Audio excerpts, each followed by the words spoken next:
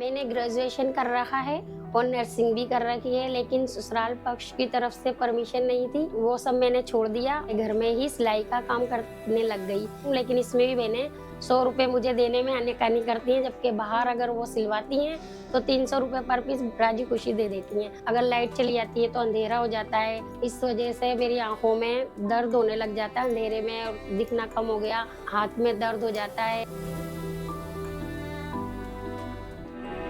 हमारी पूरी गली जो है झंडे ही बनाती है। बहनों से पूछा क्या आप लोगों को 15 रुपया मिल रहे हैं 1000 के, तो ये पर्याप्त है आप लोगों के लिए?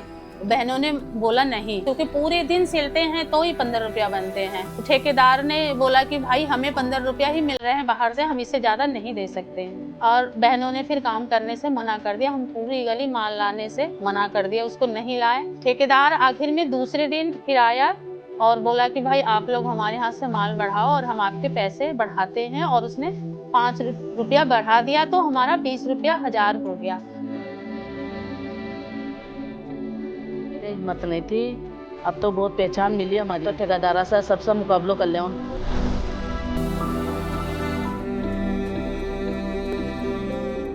जब हमने ये ट्रेनिंग करवाई तो उसके बाद हमने एक बदलाव देखा कि अब बहनें अपने आप को, काम को महत्व दे रही हैं। खुद को जब उन्होंने पहचानना शुरू किया कि वह भी एक कामगार बहन है, तो अब उनकी थोड़ी सी हिम्मत बढ़ी है। अब वो आत्मविश्वास से ठेकेदारों के पास जाकर बात कर पाती हैं कि हम भी एक कामगार हैं। तो इस तरह से जो है गठन का महत्व उनको समझ आया कि संगठित होकर वो कैसे अपने काम के लिए आगे बात कर सकती हैं। और जो उनके साथ आर्थिक शोषण हो रहा था, जो उनको पैसा कम मिल रहा था, या कई बार ठेकेदार काम तो करवाता था बट पैसा नहीं देता था, एकजुट होकर एक संगठन में जाकर जो है वो बात कर रही हैं और अपने काम का पैसा बढ़ा रही हैं।